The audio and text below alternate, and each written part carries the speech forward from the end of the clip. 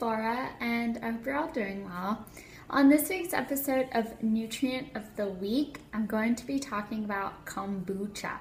So if you're interested, then keep watching. So first I'm going to talk about exactly what kombucha is, then I'm going to get into some benefits, and then just some things to think about or some considerations. So what is kombucha? Kombucha is a beverage that's made from tea, sugar, bacteria, and yeast. So what happens is that these ingredients are allowed to sit and ferment, and as a result, different nutritional components arise out of this. The flavor is really strong, the odor is really strong. It kind of tastes like a apple vinegar soda, kind of. It's not necessarily one of those beverages that upon trying it for the first time, you're going to say, this is delicious. It's more of an acquired taste, I would say, for the majority of the population. So some benefits. Like I mentioned, as a result of the fermentation process, different nutritional benefits come out of it. So B vitamins are created. Most kombuchas have probiotics, which are beneficial bacteria. And then other nutritional components are created as well. It's depending on who you talk to. Different people say that kombucha has different health benefits. Some people believe that it helps cure and prevent certain diseases. Some people have said it gives you more energy. Some people have said it's anti-aging. I mean, it's a wide array of benefits that people say. And in my opinion, it's all based on the person. So in my opinion, one of the downsides of kombucha is that even though it has been used for thousands of years and there's more than likely a lot of health benefits, there isn't scientific research to back it up. So these claims are made on an individual basis. So for some people, they may not feel any difference when drinking kombucha.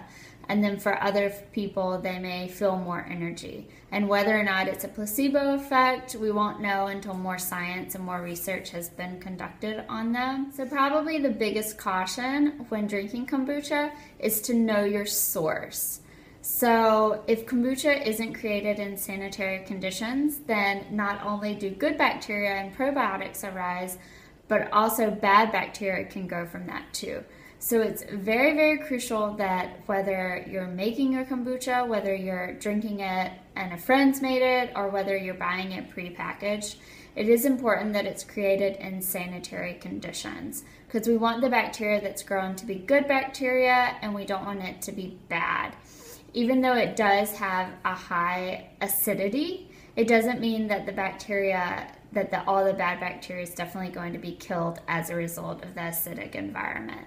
And that goes hand in hand with making sure that if you are creating your own kombucha, you're not using ceramic materials to let them sit and ferment. Because what can happen with that is the acid from the tea can pull out some of the lead from the ceramic. And we don't want you to get lead poisoning. And so all in all, I know a lot more people have been creating kombucha at home. And as long as you're doing it in sanitary conditions, you're using glass jars, you're not using ceramic, more than likely it's not going to harm you. But in my opinion, I'm not going to make kombucha at home. I would much rather just buy it prepackaged. Even though the benefits may not be as beneficial, who knows, because there's not a lot of research out there about kombucha, if any. I would much rather purchase it prepackaged. And that gets me to my next point of kombucha is relatively expensive. I mean, if you have the budget to purchase it and you want to give it a try, then go for it.